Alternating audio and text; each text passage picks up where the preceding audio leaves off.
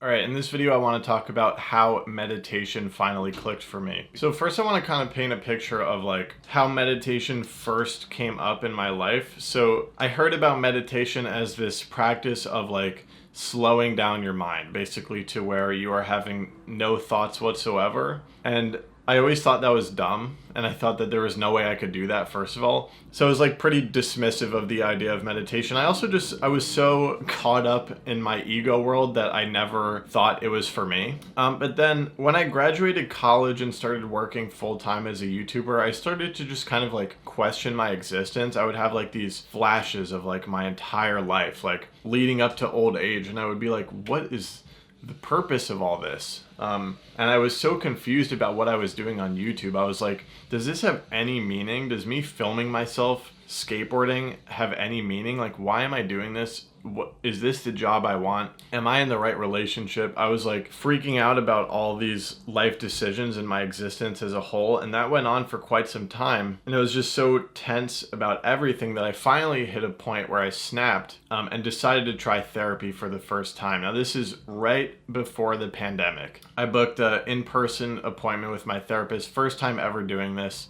Kind of told him about my predicament, just how I was not sure how to deal with the fact of my existence. I was really stressed out about relationship things and job things, and I just was confused, stressed, and anxious about everything. And this therapist, I remember, just it seemed like he knew exactly what to tell me. And this therapist gave me an assignment. He told me to read The Power of Now by Eckhartt Tolle, and that we would talk about it in 2 weeks at our next appointment. So I started reading the book, and I was like, this is total bullshit. Eckhartt Tolle talks about how nothing but right now matters, and I was like, come on, like this is fucking bullshit. So I dismissed The Power of Now. I dismissed my therapist's initial advice as bullshit. I was like, this is not the way for me. I need to figure something else out. I need the answers to my issues. Like I need the answer to, am I on the right career track? Am I in the right relationship? Like I was seeking those answers to those outcomes in the future. So when Eckhartt Tolle in The Power of Now talked about disregarding the future and disregarding the past and only focusing on what's right here, I was like, fuck that. And I dismissed it, and my existential crisis and deep anxieties continued. If not worsened. I think they just kept getting worse and worse. But my theory goes that reading The Power of Now actually planted something inside of me, because here's a quote: unease, anxiety, tension, stress, worry.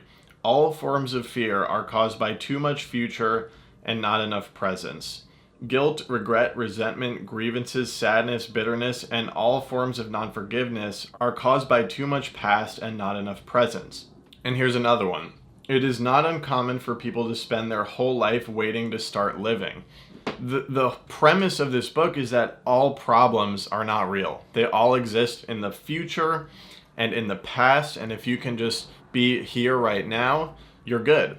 And I was like, it must be nice, but that's not the way for me. But fast forward to today, it's about 2-3 years later, something like that. I know there's something very powerful in The Power of Now. I actually highly recommend everybody to read it. I've since reread it. I now fully believe in what it's saying, that all there is right here, right now. I believe in The Power of Now, as the book is titled, and I think that therapist was really onto something, and I actually really regret I ended up canceling those remote appointments because I wanted it to be in person. Looking back on it, I think my ego was threatened. That's why I canceled those appointments, because I wanted to hold on to the illusion of who I was, which involved being very attached to all my anxieties and stresses. I now see The Power of Now as an essential book on my journey to understand the power of meditation. So to that therapist that I saw that one time, thank you for planting the seed that grew into a beautiful flower. So now my existential crisis was still happening. Anxiety and stress were at an all-time high,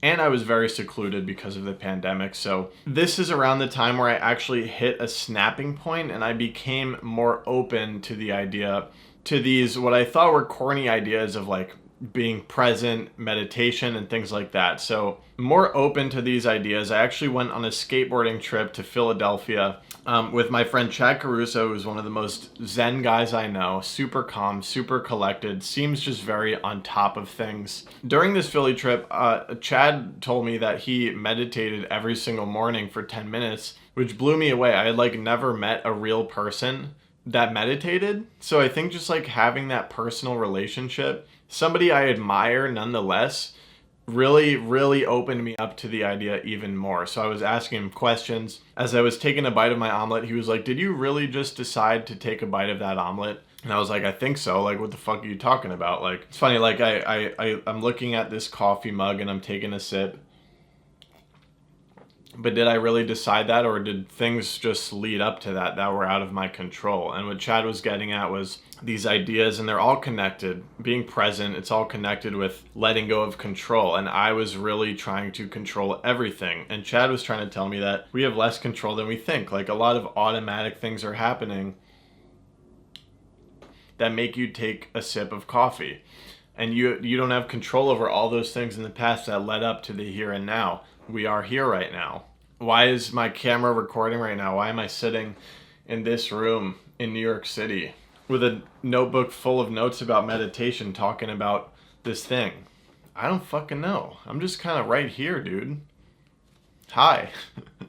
That conversation with Chad about whether we actually have free will and control really stuck with me. And it stuck with me that he was a meditator, because he was someone I admired, a skateboarder, a social guy. I envied his seeming peace of mind. So he really kicked things off for me, and like that interaction and that trip with Chad made me seek out meditation myself. What happened back in the therapy appointment is I wasn't ready yet, and you need to be ready. And it's going to take a lot of experiences, talking with a lot of people, maybe reading a lot of books before you yourself get ready and get open to meditation. But once you do, that's when things really start to come together. Because it's like, I see people all the time and I'm like, yo, I know that meditation and Buddhism will help them, but I cannot do that for them. Like, they need to find it themselves. But like me talking in this video, I hope this like does what Chad did for me, and it makes it click for some of you that like, oh, maybe I should explore this myself and see what it can do for me. That's what Chad did for me. And he told me about a very important resource that I still use today, and it is an app called Waking Up by Sam Harris. So this app also helped me take a stride in my understanding of meditation, mainly that it debunked my belief that meditation involved a stillness of the mind. So Waking Up is a daily meditation app.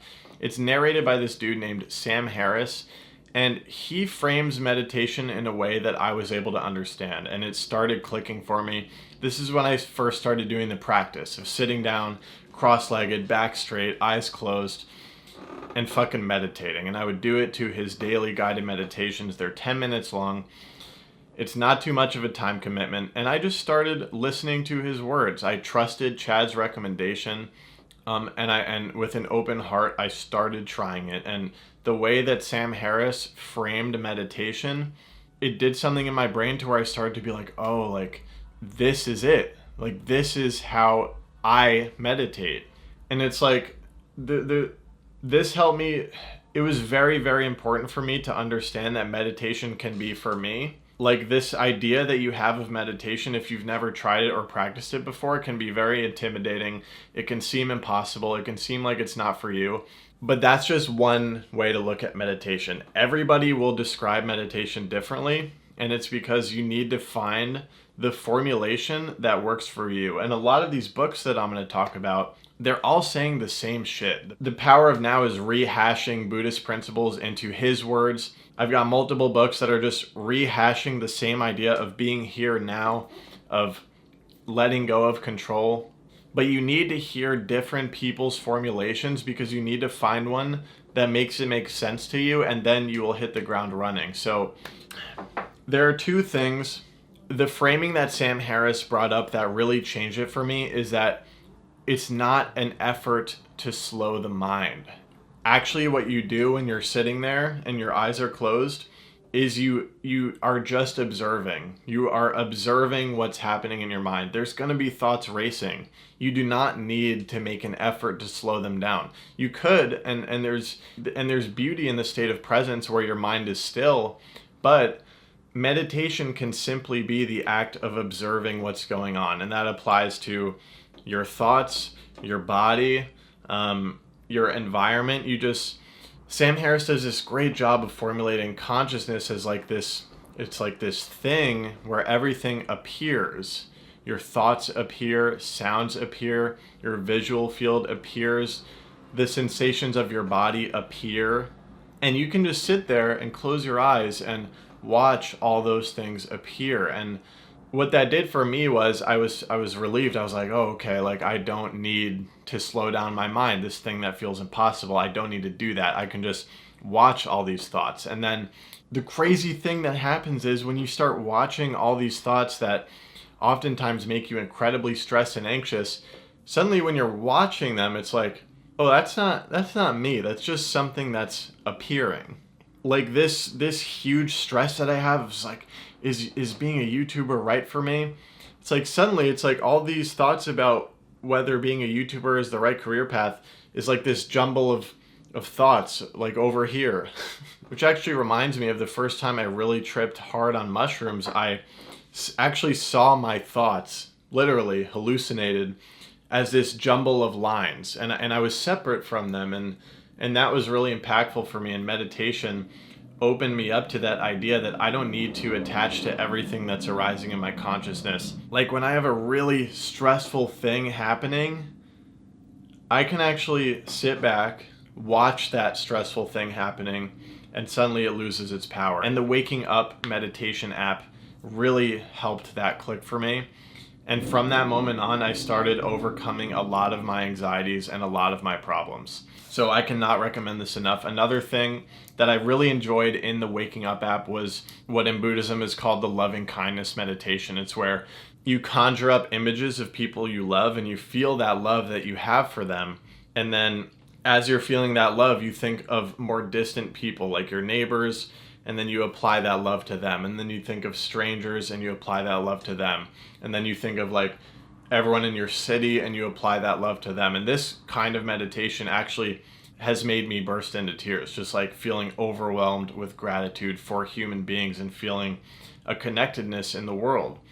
And so this app was huge for me. It like really started progressing my mindset, and I was growing and maturing, and I fell in love with meditation through this app. And if you have struggled to understand meditation, but you're curious and you're open to it, I highly recommend this app because Sam Harris's framing of this may work for you.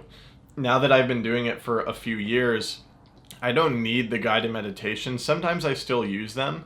Now it's like sunken in so deeply that I can just get right into that observing place and really achieve a peaceful and calm state of mind no matter what's going on, because I'm just watching it, you know? I'm not attaching to those anxious and stressful thoughts.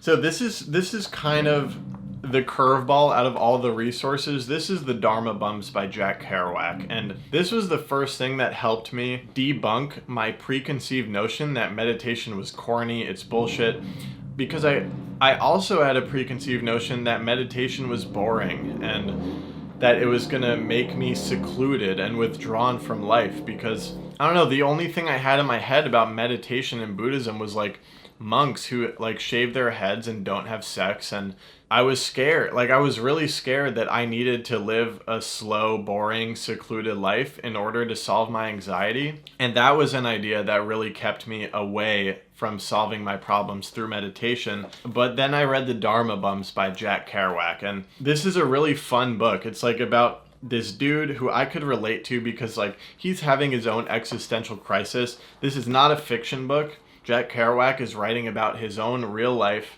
This is a phase in his life where he's going around traveling with a group of friends who all consider themselves Buddhist. They all meditate. They're all like seeking the answers within, but they have so much fun. They party, they travel, they have a lot of friends, they're free. They're having the times of their lives. But meanwhile, they're sitting on rocks and fucking meditating. So this book was really helpful for me because it debunked the feeling that to be a Buddhist, to meditate, you have to be boring. And that was really important for me because I didn't want to let go of my friends. I didn't want to let go of partying, and I wanted to have a full, exciting life. But prior to this book, I thought being a meditator and having fun were mutually exclusive. But the truth is, they're not. They can go hand in hand. I really, really love this book, so I just want to read you a few quotes to try to encourage you to read it too.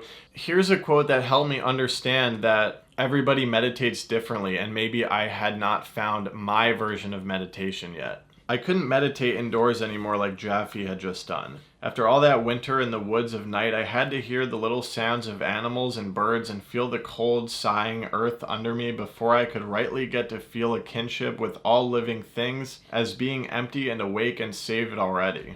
I really resonated with that because Jack is saying like he needs to hear these sounds of nature and like feel one with the earth and be outside in nature in order to get something from meditation. So this helped me understand that I don't need to actually completely silence my thoughts. Like I don't need to have an empty head in order to meditate. I can find my own way. And then page 195, this is part of what I was saying about debunking the idea that Buddhism needs to be secluded and lonely. Well, what is Buddhism? Is it fantastic imagination, magic of the lightning flash? Is it plays dreams, not even plays dreams? No, to me, Buddhism is getting to know as many people as possible. And there he was going around the party, real affable, shaking hands with everybody and chatting, a regular cocktail party.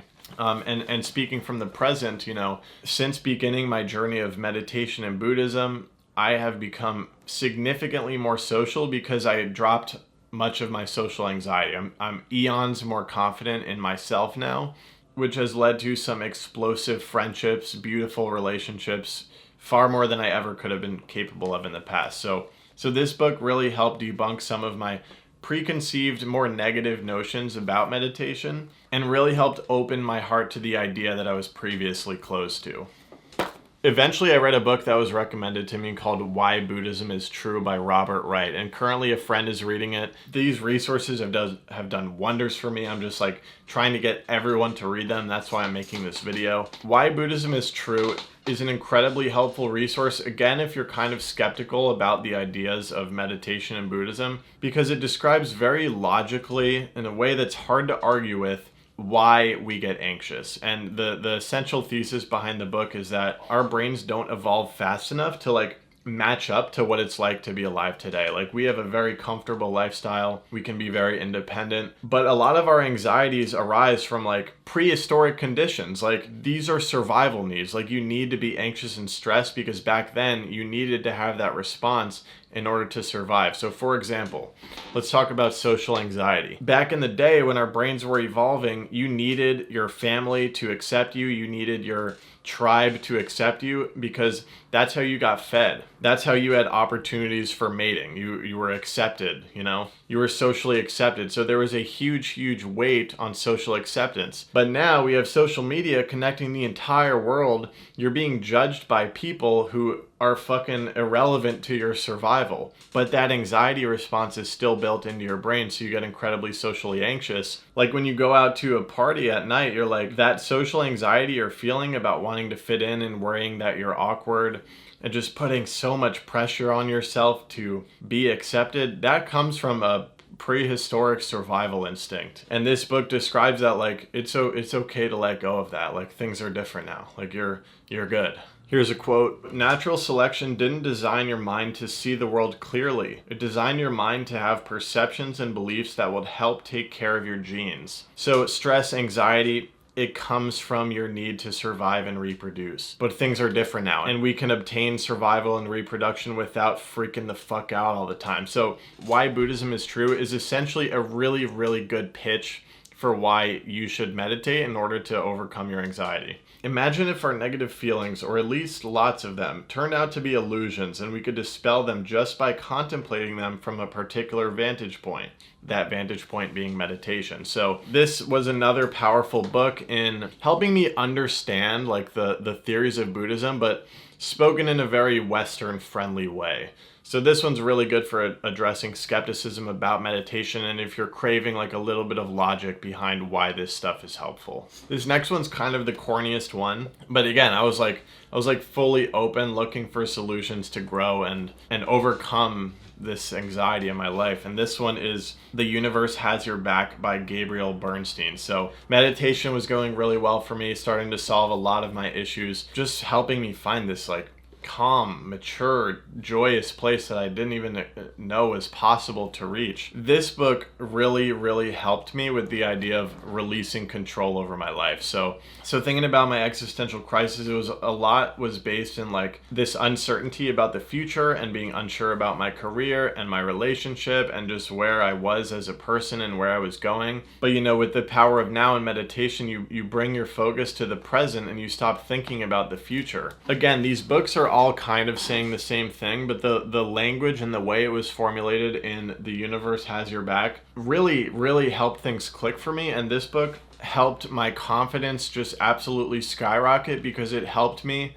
release this idea that I needed to control my future so tightly. After reading this book, I learned that I can be more open to what the universe has in store for me. And when you're open to whatever the universe has in store, you become calm and confident as fuck. When you don't care if your flight gets canceled, when you don't care about the outcome of a particular relationship, the party doesn't have to go perfectly, the date doesn't have to go perfectly, the interview doesn't have to go perfectly.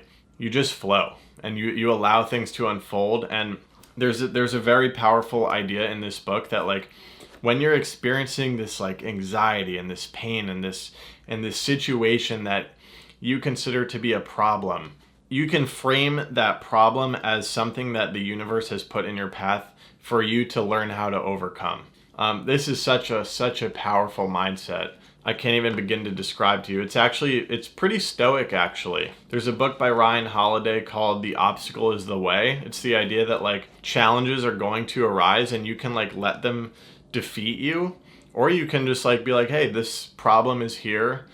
Let's learn how to overcome this and become a better person on the other side. What may seem to be a terribly uncomfortable situation is actually a universal assignment. You can't avoid the assignment, you can only postpone it. If you don't choose to accept the assignment today, it will continue to present itself in new relationships and experiences. If you don't show up for it, it will continue to show up for you. So this mindset has actually helped me overcome like many specific anxieties in my life, but also my anxiety in general. Like I was having an existential crisis and this book helped me frame it as something that was arising in my life for a reason that I was meant to overcome and become stronger on the other side. And so that mindset helped me like take action on it. It helped me continue meditating, continue reading things like this and learning. And something really important that it did for me was this idea of actually in my meditation sessions when I was experiencing a problem to actually like really, really think about it intensely, try to uncover the root of that problem.